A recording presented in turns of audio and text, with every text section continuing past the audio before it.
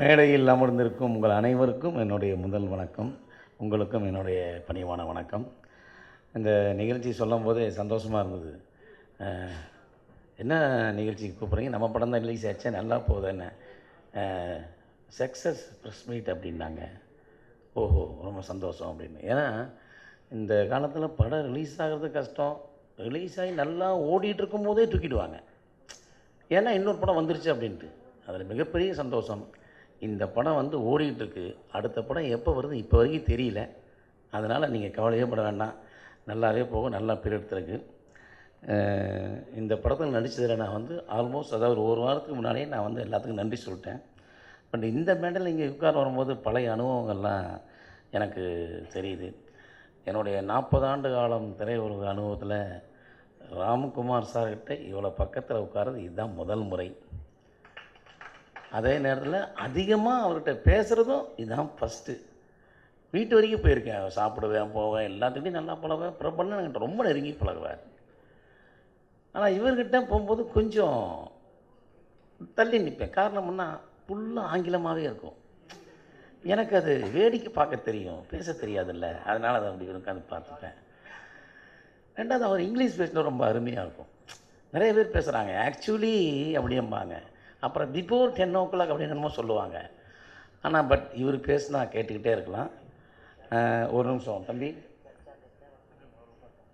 வாங்க வாங்க, அவரை மேனில் கூப்பிட்ருங்க முதல்ல. ஒரு பெரிய கைத்தட்டல்கள். நடிகர் நாஞ்சில் சம்பத் அவர்களை அன்புடன் அழைக்கிறோம்.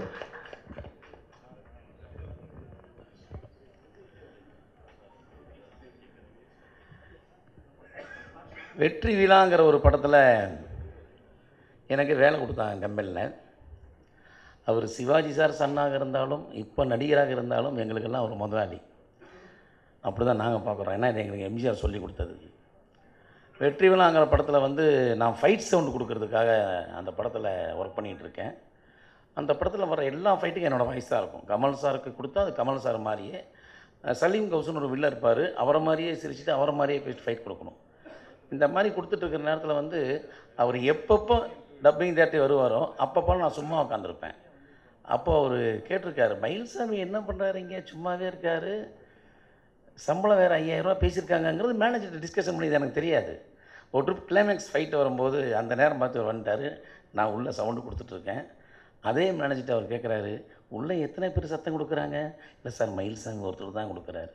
ஏதோ 5-6 பேர்த்து கொடுக்குற மாதிரியே இருக்குது. இல்லை சார் அவர் மாற்றி மாற்றி கொடுப்பார். எவ்வளோ சம்பளம் பேசியிருக்கீங்க? 5000. அவருக்கு எக்ஸ்ட்ரா ஏதாவது கொடுத்துருங்க அப்படின்னு சொல்லிட்டு போனார். அன்றைக்கி நான் அவர் நேரில் வந்து பார்த்துட்டு வணக்கம் போட்டேன். இன்றைக்கி அவர் பக்கத்துலேயே உட்காந்துருக்கிறேன். அவருடைய சினிமா உலகம் நடிக்க வந்தோடனே எனக்கு சந்தோஷமாகி போச்சு. நான் சொன்னேன், அண்ணன் நீங்கள் ஏசி ரூம்லேயே உட்காந்துருந்தீங்க, இப்போ எனக்கு ஏசி ஒத்துக்கிறதில்ல மயில்சாமி அப்படின்னாரு. நடிக்க வாங்கினேன் அப்படின்னாரு. இப்போவும் நடிக்க வந்த மாதிரி அன்றைக்கி எவ்வளோ கொயிட்டாக இருந்தாரோ அதே கொயிட்டாக இருக்கார். அவர் கூட நான் உட்காரும்போது எனக்கு ரொம்ப சந்தோஷமாக இருக்குது. அது எனக்கு ரொம்ப நன்றி. ஏன்னா அவங்க அப்பா நடிகர் திலகம் சிவாஜி கணேசன் ஐயாவுக்கு முன்னால் நான் அவரை மாதிரியே பேசி காட்டினவன். அந்தளவுக்கு பேர் வாங்கினவன். ரெண்டாவது இன்னொரு நிபந்தனை, இந்த அரசியல் சம்மந்தப்பட்ட அரசியல்வாதிகிட்ட எத்தனையோ லட்சமாக பணம் இருக்குது. அதெல்லாம் என்ன பண்ண போகிறாங்கன்னு தெரியல. தயவுசெய்து இந்த பணத்தை கொஞ்சம் எல்லாத்தையும் எடுத்து இந்த ரித்திசிட்டை கொடுத்தீங்கன்னா அவர் நிறைய பேர்த்துக்கு கொடுப்பார்.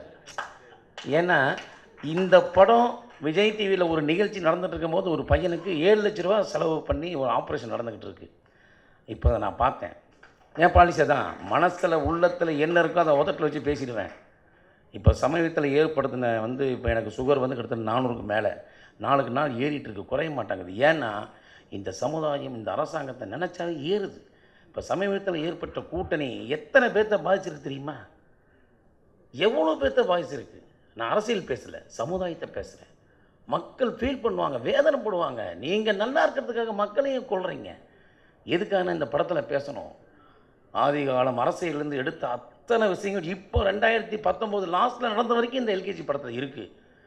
இன்னும் அரசியல் சம்மந்தப்பட்ட படங்கள் வந்தால், இந்த அரசியல் படம் நல்ல விஷயங்களை செஞ்சது, இந்த படம் நல்ல விஷயத்தை காட்டுறதுங்கிறமாக வந்து அரசியல் இருந்தால் சந்தோஷம். அரசியல்னாவே கெடுதல் கெடுதல் கெடுதல், ஜனங்களை போட்டு மாற்றதே விரியமாச்சு. இன்னும் எத்தனை அரசியல் படம் வந்து படம் பார்த்தாலும் ஜனங்க ரசிப்பாங்க. இப்போ அடுத்தது களவாணி 200 முழுக்க அரசியல் தான். நான் நிறைய அப்படி தான் படம் பண்ணிகிட்ருக்கேன். அண்ணனுக்கு ஜெயின்னு ஒரு படம் பண்ணேன், அதுவும் அரசியல் தான். ஜனங்க பார்க்குறாங்க, ரசிக்கிறாங்க. காரணம் அரசியல்வாதம் வந்து மக்கள் மேலே எண்ணங்கள் சரியில்லை. அதை மன வருத்தத்தோடு சொல்கிறேன். எனவே இந்த படம் ரொம்ப நல்லா போச்சு. உங்கள் அனைவருக்கும் இந்த படத்தில் ஒர்க் பண்ண அத்தனை பேத்துக்கும் ரொம்ப சந்தோஷம். நான் வந்து கினேஷ் சாருக்கு ஃபோன் பண்ணேன். சார் எப்படி சார் இருக்கீங்க, சந்தோஷமாக இருக்கீங்களான்னு கேட்டேன். லண்டனில் இருக்க மயில்சாமி அப்படின்னாரு. படம் சூப்பர் ஹிட்டு சார்ண்ணே, பிரமாதம் வந்தாரன்னாரு. இந்த ஃபங்க்ஷனுக்காக கிளம்பி வந்திருக்கிறாரு. அப்புறம் ஆர்ஜே பாஜி டெய்லி பேசிகிட்டு இருக்கேன். ரெண்டாவது பிரியா ஆனந்த், சும்மா சொல்லக்கூடாது. நான் பாம்பே அப்படின்னா கூட அவங்க பூர்வீகம் ஏதோ தமிழ்நாடு போல இருக்குது. நான் ஏற்கனவே அவங்க நிறைய படம் பண்ணியிருக்கேன். இந்த படத்தில் லென்த் டைலாக்கும் கூட ரொம்ப கேஷுவலாக, ரொம்ப கவலையாக இல்லை. நம்ம பாலாஜி ஆசைப்பட்ட மாதிரி முழுக்க முழுக்க தமிழில் ஒரு பொண்ணு பேசணும் அப்படின்னாங்க, அது கிடச்சிது. அதே மாதிரி கொஞ்சம் கூட எட்வீட் கிடையாது. சும்மா சொல்லக்கூடாது, கொஞ்சம் கூட எட்வீட் கிடையாது. எங்கிட்ட என்ன மரியாதை அது மாதிரி தான் ராம்குமார் சார்ட்டி, அது ஆர்ஜே பாலாஜி, அதுதான் ரசிகர்கிட்டையும்.